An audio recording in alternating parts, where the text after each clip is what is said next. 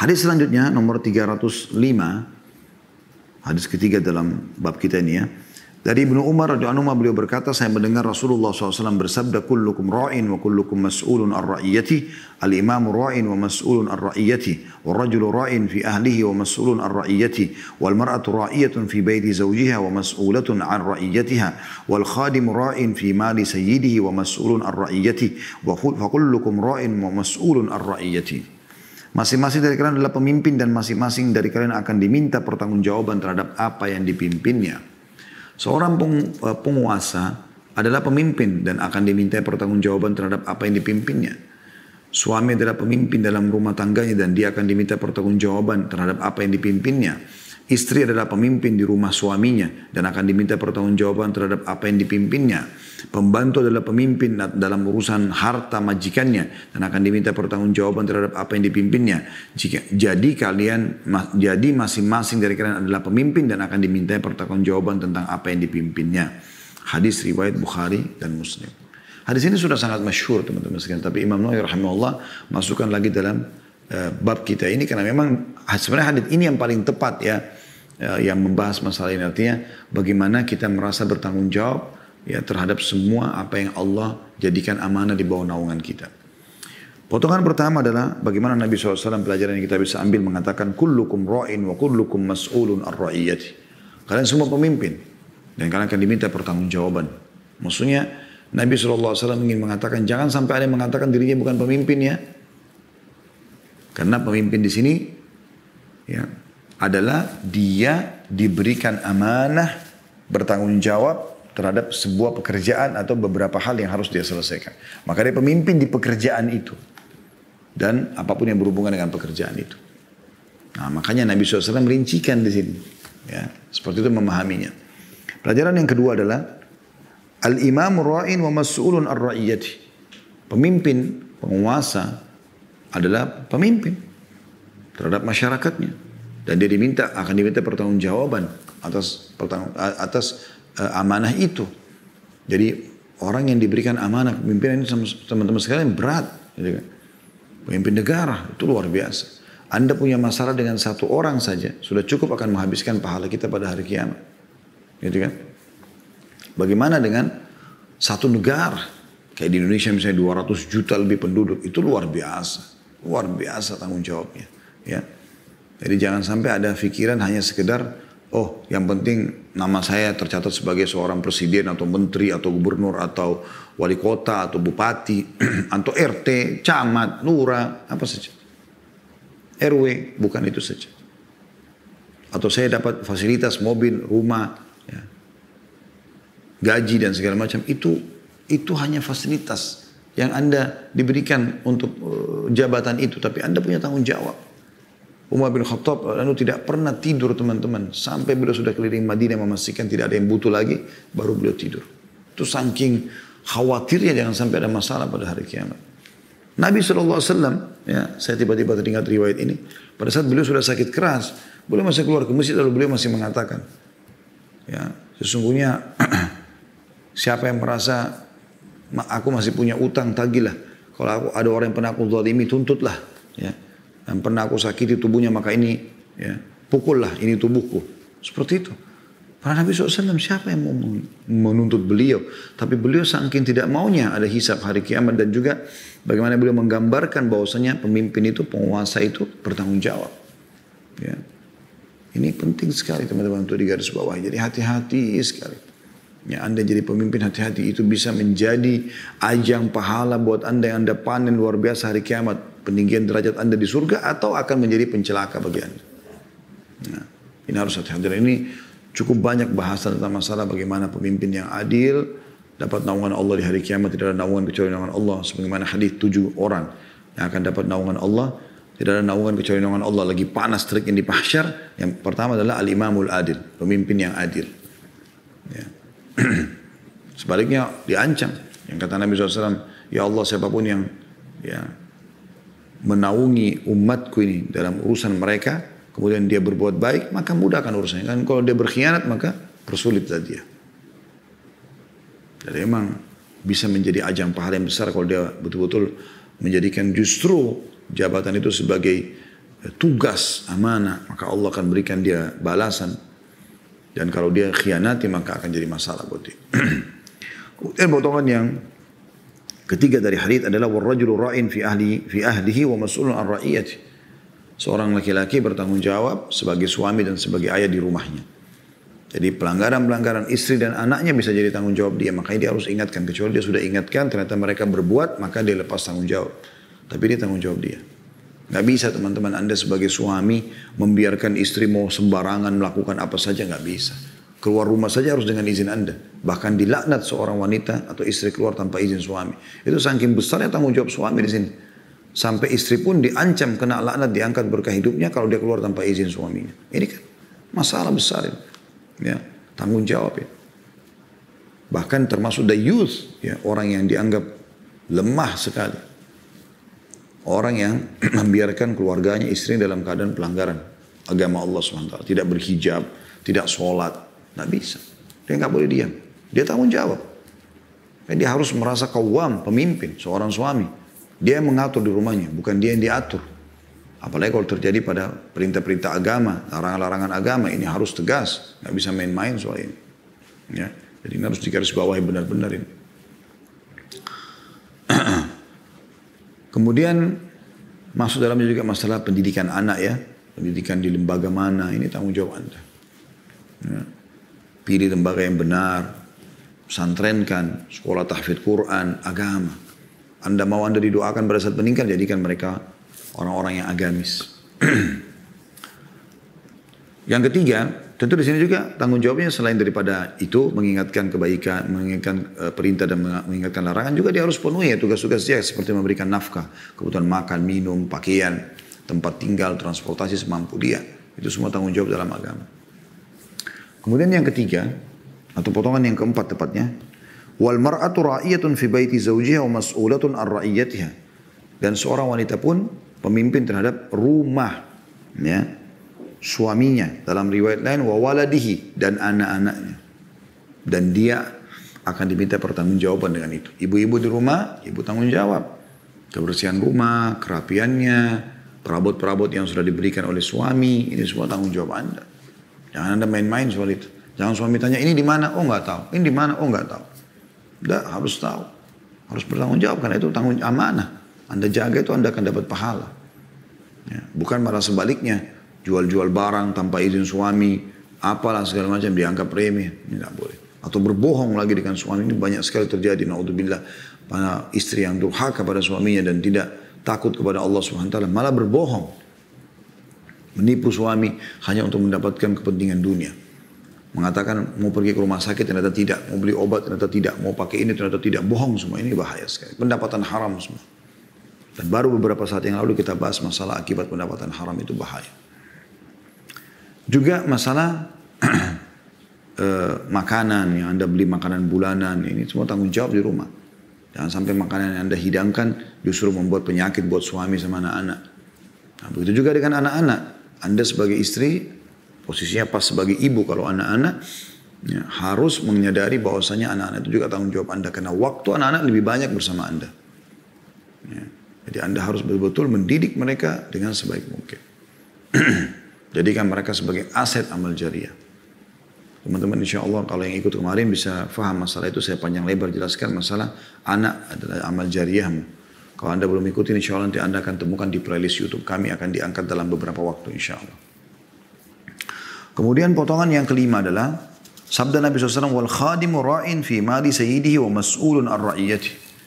Pembantu, masuk dalamnya juga staff di kantor ya, bertanggung jawab terhadap harta majikannya atau atasannya atau owner perusahaan. Dan dia akan diminta pertanggungjawaban pada hari kiamat. Komputer yang Anda pakai, urusan kantor. Jangan pakai urusan pribadi kecuali dengan izin pemilik. Jangan keluarkan sebuah pulpen, selembar kertas dari kantor tanpa izin pemilik.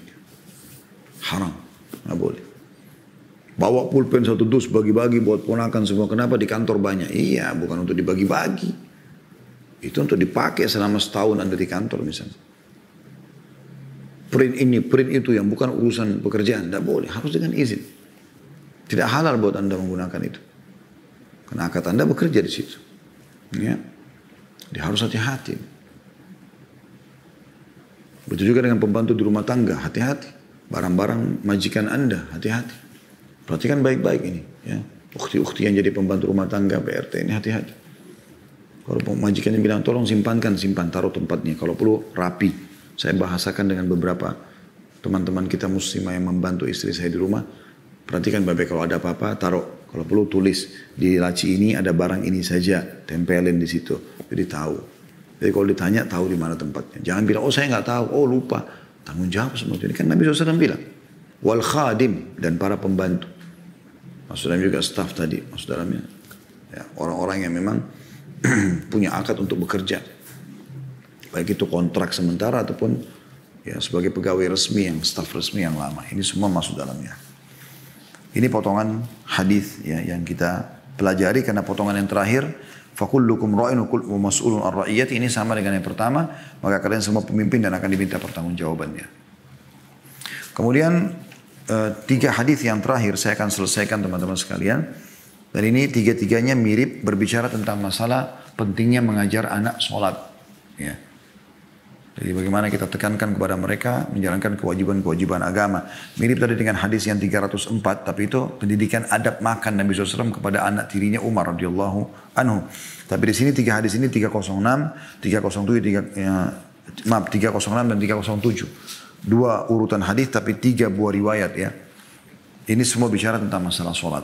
Saya akan bacakan dari Amr bin Shu'aib, dari ayahnya, dari kakeknya radhiyallahu anhu ajma'in. Beliau berkata, Rasulullah SAW bersabda, "Muru auladakum bis salati wa hum abna'u sab'i sinin, wadribuhum 'alaiha wa hum abna'u 'ashr, wa farriqu bainahum fil madaji'." Perintahkanlah anak-anak kalian agar mendirikan solat ketika mereka sudah berusia 7 tahun. Dan pukullah mereka karena meninggalkan solat ketika mereka sudah berusia 10 tahun. Serta pisahkanlah tempat tidur mereka. Hadis ini diriwayatkan oleh Abu Daud dengan sanad hasan. Ya. Saya langsung baca saja selanjutnya 307 dari Abu Thurayya Sabrah bin Ma'bad al-Juhani radhiyallahu anhum. Beliau berkata bahwasanya Rasulullah SAW bersabda, "Allimus sabiyya as-salata li sab'i sinin wadribuhu 'alaiha wadribuhu 'alaiha ibna 10 sinin." Ajarkanlah anak-anak salat saat dia telah berusia 7 tahun dan pukullah dia karena meninggalkan salat ketika dia berusia 10 tahun. Hadis ini riwayat dengan sanad hasan riwayat Abu Daud dan Tirmidzi. Sedangkan lafaz Abu Daud, "Murus sabiyya bis salati idza balaga 7 sinin." Perintahkanlah anak-anak mendirikan salat apabila dia telah mencapai usia 7 tahun. Jadi dari 2 nomor urutan hadis ini 306 307 dan ada 3 riwayat, semua teman-teman berbicara tentang faedah yang pertama, tentang wajibnya orang tua, wajib bukan pilihan, mengajarkan kepada anaknya ya kebaikan-kebaikan, kewajiban-kewajiban ya, terutama salat. Ya. Dan yang paling ditekankan mulai harus ada penegasan tentang masalah salat adalah perintah itu di umur 7 tahun. Di umur 7 tahun, dan ini tidak boleh main-main soal ini ya. Makanya Nabi SAW menggunakan fi'il amr, "Muru auladakum bis salah wa hum abna'u 7 sinin." Perintahkan anak kalian salat ya. Perintah fi'il amr, kata perintah. Sementara mereka umur 7 tahun. Dalam riwayat tadi yang kedua, "Allimus sabiyya salata li 7 sinin." Ajarkan anak-anak kalian. Ini juga sama. Allimu. Ya. Ajarkan anak-anak kalian salat pada saat mereka telah mencapai umur 7 tahun. Riwayat yang ketiga, "Murus sabiyya bis salati idza balaga 7 sinin." Perintahkan dengan tegas ya, anak-anak mendirikan salat apabila mereka sudah mencapai 7 tahun. Jadi memang ini ada perintah masalah itu. Jadi mengajarkan anak sholat adalah hal yang paling mendasar. Ya, apalagi mereka di umur 7 tahun. Ya, sudah mencapai 7 tahun. Jadi ini umur kelas 1 SD. Ini udah nggak bisa lagi kita toleransi. Nah, alangkah baiknya kata sebagian pendidik ya dalam ilmu pendidikan, kalau kita mau menerapkan sholat ini umur 7 tahun, maka alangkah baiknya kita sudah mengenalkan kepada mereka sebelum 7 tahun. Sehingga di 7 tahun pada saat kita ingatkan sholat, mereka sudah langsung bisa wudhu sudah tahu, tutup aurat sudah tahu, menghadap kiblat sudah tahu, bacaan-bacaan sholat sudah tahu, seperti itu. Walaupun boleh saja kalau Anda di 7 tahun baru Anda mengajarkan kepada mereka. Tapi lebih baik dan lebih sempurna kalau Anda sebelumnya sudah mengajarkan sehingga di 7 tahun itu sudah siap tinggal mengerjakan sholat. Seperti itu kurang lebih. Ya. Kemudian pelajaran yang kedua adalah perintah Nabi SAW mengatakan wadribuhum alaihi wa hum abna'u ashr. Pukullah mereka untuk mengerjakan sholat ya, bila mereka menolak maksudnya sholat pada saat mereka mencapai umur 10 tahun. Kemudian riwayat yang kedua wadribuhu alaihi abna ashri sinin, dan pukullah agar mereka ya, mengerjakan sholat kalau mereka tinggalkan pada saat sudah mencapai umur 10 tahun. Jadi ada masa transisi dari 7 tahun sampai 10 tahun, 3 tahun ini adalah masa selalu mengajak, dan belum ada hukuman. Masih perintah, ajakan. Tapi kalau sudah umur 10 tahun, masih tidak mau sholat, ya, dan ini umumnya 10 tahun orang belum balik ya. Umumnya belum balik ya. Sudah harus dipukul. Cuman memang pukulan ini yang saya ketahui adalah darbatun ghairu mubarrah, pukulan yang tidak berbekas. Ya. Artinya boleh kita pukul tapi bukan seperti orang yang, mohon maaf tanda kutip, kejam sekali ya. Sampai badan anaknya luka-luka segala macam gitu ya. Ada kadang-kadang orang begitu karena mengajarkan sholat marah sampai tonjokin sampai anaknya memar-memar atau menggunakan cambuk ya, pecut atau apalah ya. Begitu juga dengan mengaji, mengajarkan puasa. Memang niatnya baik tapi salah caranya. Pukulan di sini harus pukulan yang mendidik dengan niat mendidik. Ayo sholat, ya, pukul mungkin tangannya ya. Mungkin kakinya yang kira-kira tidak berbahaya buat dia karena hanya sebagai peringatan.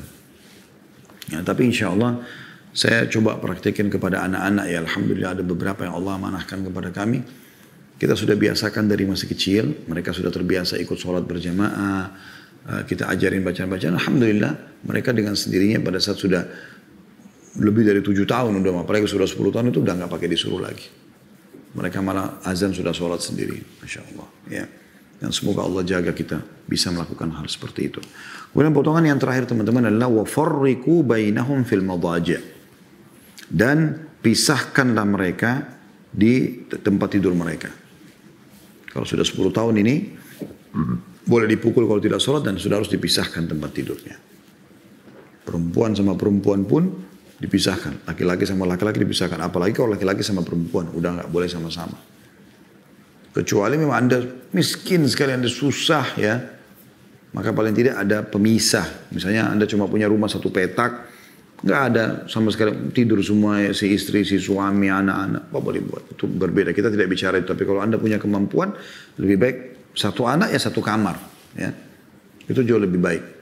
Dan dibiasakan mereka sudah bisa mandiri sendiri. Ini sudah banyak orang yang melakukan dan bagus gitu ya. Insya Allah lebih baik. Ya, hanya saja saya ingin tambahkan teman-teman sekalian, usahakan dalam masalah anak ini, ya, jauhkan mereka dari hal-hal yang bisa merusak mereka dari sisi agama. Terutama masalah agama ya. Kayak misalnya, kemarin saya sempat singgung itu di bahasan anakmu, amal jariahmu, ya, itu teman-teman sekalian luar biasa ya. Bagaimana banyak orang tua yang mendidik anaknya dengan tokoh-tokoh fiktif. Superman, Spiderman, ya, Batman. Nggak ada tokohnya, nggak ada. Film dibuat oleh, kita sudah tahu tempatnya di Amerika, gitu kan. Nggak ada, kecuali cuma action, film action. Menarik ya, memang menarik. Kalau nggak menarik nggak akan laku gitu kan. Tapi untuk apa kita didik anak-anak kita begitu? Ada orang tua berikan spray gorden, handuk, semuanya Spiderman, semuanya Batman. Seakan-akan ini loh tokohmu nak. Apa yang akan didapatkan? Mana kita dari tokoh-tokoh agama, gitu kan? Walaupun kita tidak mungkin membuat gambar Abu Bakar, Umar, tidak mungkin. Tapi kan kita bisa hindari yang bergambar. Kita kasih yang bagus. Dan kita jelaskan ini tidak boleh, ini tidak boleh. Kamar mereka nggak boleh dipajang foto-foto, hindari. Karena Nabi SAW mengatakan rumah yang ada patung atau gambarnya, ya, anjingnya tidak akan dimasuki oleh malaikat, berarti dimasuki oleh syaitan. Hindari sejauh mungkin, semaksimal mungkin. Itu jauh lebih baik tentunya ya. Maka ini harus lebih hati-hati. Biasakan dengarkan tilawah Al-Quran, ceramah-ceramah, hiburan anak-anak itu teman-teman ilmu. Ada beberapa jemaah yang sempat ketemu saya sebelum pandemi, membahasakan. Ini anak saya Ustaz, saya pikir anak itu cuma mau salaman biasa. Setelah salaman dia bilang, ini anak saya Ustaz, saya ikuti saran Ustaz. Setiap mau tidur saya dengarkan ceramah Ustaz. Sekarang Ustaz tidak mau tidur kecuali dengar ceramah Ustaz. Saya membayangkan anak itu kalau tidak salah umurnya 7 tahun. 7 tahun dia bisa mendengar ceramah kita ya. sudah mengikuti seperti kita orang dewasa ini. Akan seperti apa nanti dia di 15 tahun. 8 tahun berturut-turut dia dengarkan ceramah ini. Dan dia terus orang tuanya update mendengarkan. Itu luar biasa gitu. Saya berpikir apa yang sudah kita coba gali sampai umur 40 tahun ini bisa didapati dengan anak 7 tahun. Dia mencerna, apalagi kalau dikayakan lagi dengan ustadz-ustadz lain yang Masya Allah mungkin lebih banyak, lebih kompeten di bidangnya daripada saya. Itu kan luar biasa teman-teman. Itu kan luar biasa gitu. Maka ini yang harusnya kita lakukan ya. Hindari mereka dari tontonan-tontonan yang salah. Tentu kita tidak bisa batasi dari medsos, tapi kita coba ya mengarahkan mereka kepada hal yang benar. Ya. Banyak tokoh-tokoh fiktif, hati-hati. Ya. Tontonan-tontonan hati-hati. Tom and Jerry selalu saya ingatkan, itu kartun berantem. Tikus sama kucing selalu berantem, pukul-pukulan, kena setrika, jatuh di tangga, bahkan tidak pernah mati. Itu kan bahaya sekali. Apa yang akan ditangkap oleh anak-anak kita? Kok Ustaz tahu? Saya juga waktu kecil kan tonton. Justru sekarang karena saya paham, saya mau berbagi. Anak-anak saya nggak pernah saya suruh itu. Nggak boleh saya, nggak bolehkan itu. Nah, semoga Allah jaga mereka insya Allah. Sebagai amanah di pundak kami tentunya. Begitu juga dengan Doraemon, terus Doraemon sampai tas Doraemon, handuk Doraemon, spray. Apa itu Doraemon? Kisah kartun, bisa boneka, bisa ngomong, bisa keluarin apa saja dari perutnya. Anda berikan anak Anda. Anda orang dewasa pikir, oh itu kisah anak-anak. Enggak ada pendidikannya. Dari mana Anda tahu nanti di kamar dia ngomong sama boneka itu? Kan bahaya sekali. Apa bedanya boneka sama patung pada saat dia sudah meminta sesuatu? Kan bahaya sekali. Ya, itu contoh-contoh saja. Itu juga dengan Mickey Mouse, Minnie Mouse, apa. Ini kan tikus. Tikus dalam Islam itu binatang yang buruk. Untuk apa kita jadikan sebagai tokoh? Nah, jadi harusnya hati-hati dengan ini. Karena saya lihat ini seperti sebuah hal yang menyebar dan tidak dipungkiri gitu. Tahun ajaran baru tuh luar biasa. Anak-anak pada beli buku tulis. Ada gambar Spiderman, Batman, pulpen, tempat, pensil. Semuanya ke situ. Apa yang sedang kita sebarkan? Tokoh-tokoh fiktif. Kenapa kita nggak buat? Kenapa teman-teman produsen-produsen tidak buat? Ya, bisa dijadikan sebagai ajang bisnis buku tulisannya yang nasihat-nasihat, baju kaos nasihat-nasihat, apalah ya, pulpen, pensil, tempat pensil. Ini sudah kami programkan juga insya Allah. Rencana kami akan coba buat itu ya, supaya di tahun-tahun ajaran baru ini bukan lagi yang seperti itu yang tersebar, tapi pendidikan. Aku bangga menjadi seorang Muslim, ya. Aku aku merindukan surga misalnya, atau apalah bahasa-bahasa yang bisa menyentuh secara keimanan yang jauh lebih baik. Allahu a'lam. Ini bahasan kita insya Allah teman-teman sekalian, dan kita akan masuk dalam pertemuan akan datang nanti di bab baru, bab 39, bab tentang hak tetangga dan wasiat berbuat baik kepadanya.